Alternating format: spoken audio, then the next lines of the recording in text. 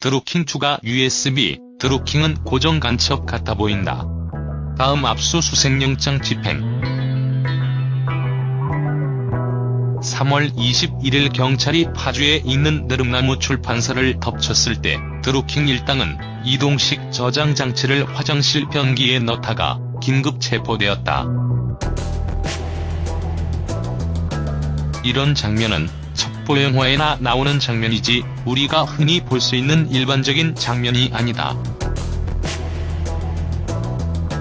경찰이 보아서는 안 될 문서들에 대한 증거인멸을 시도한 것이다.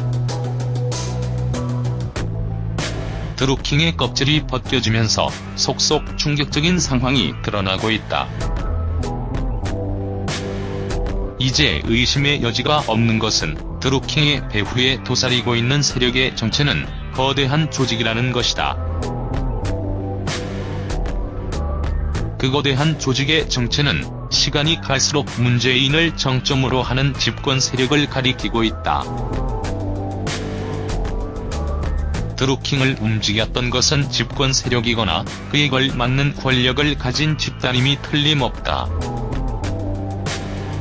드루킹의 나침반은 문재인 집권 세력을 가리키고 있지만 한편으로는 다른 쪽을 가리키고 있기도 하다.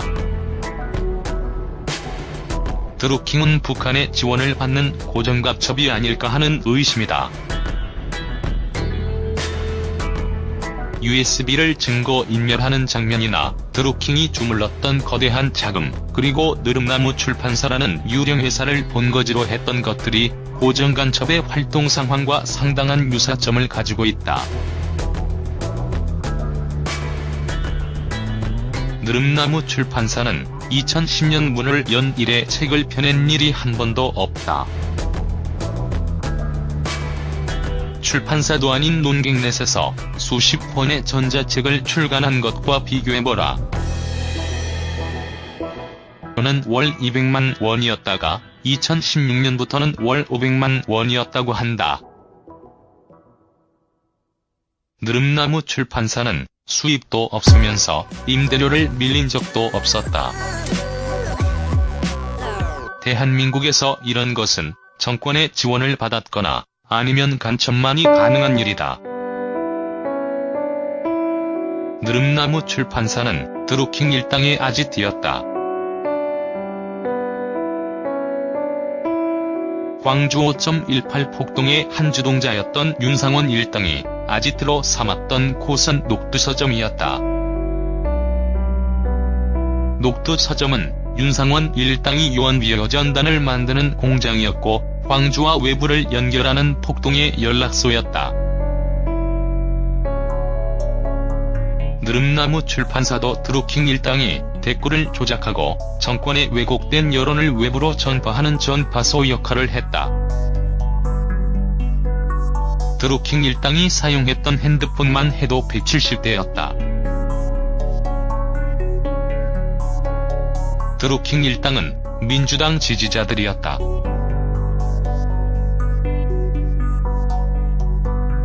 그러나 그들이 회원들에게 성금을 거두어들여 현금을 지원하려 했던 정치인은 노회찬이었다.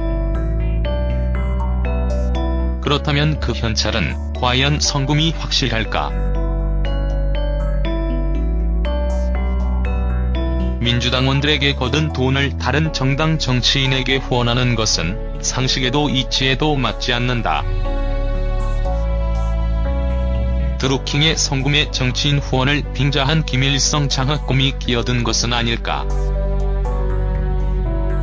드루킹은 북한과 연결된 파이프라인은 아니었을까. 드루킹은 경공모 회원들을 동원해 여러 건물 정치인들에게 계획적으로 접근했다. 드루킹은 노회찬 의원에게 접근 역할을 맡았던 회원에게도 현찰을 지급했다. 이게 일반적 정치인 지지자의 모습은 아니다.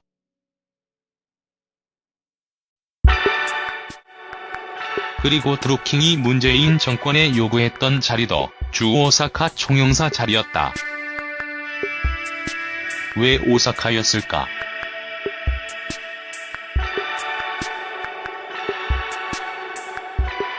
오사카는 조총련 활동이 가장 활발한 곳 중에 하나이기도 하다. 유령 사무실, 핸드폰 170대, 증거인멸, 풍부한 자금, 정치인 포섭 등 드루킹 주변의 모든 정황은 드루킹이 대남 공작금을 받으면서 여론 선동을 했을 가능성도 보여주고 있다. 즉 드루킹은 댓글 조작으로 정권의 지원도 받으면서 대남 여론 선동으로 북한의 공작금도 받았을 가능성이 농후하다는 것이다. 황정엽이 탈북하고 남한으로 넘어와서 남한에 있는 중요한 정치인의 정체를 폭로했다. 황정엽은 그 정치인이 북한으로부터도 돈을 받고 조총련으로부터도 돈을 받았다고 폭로했다. 그 정치인은 움직이는 양심 김대중이었다. 드루킹도 김대중처럼 양다리를 걸치고 양쪽으로부터 돈을 받았을 거라는 심증적 믿음이 커져가고 있다.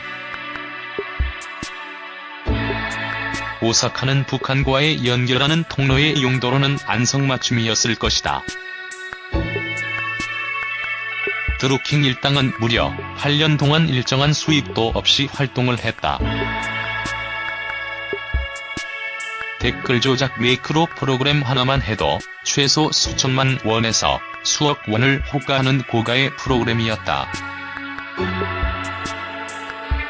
이런 거대한 자금을 회원들에게 비누를 팔아서 만들었다는 말을 믿으라는 것인가? 도대체 자금은 어디에서 나왔을까? 드루킹은 고정 간첩이 아닐까?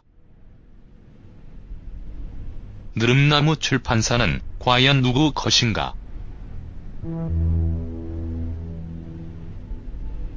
이제 문재인이 내려올 때가 다가오고 있다.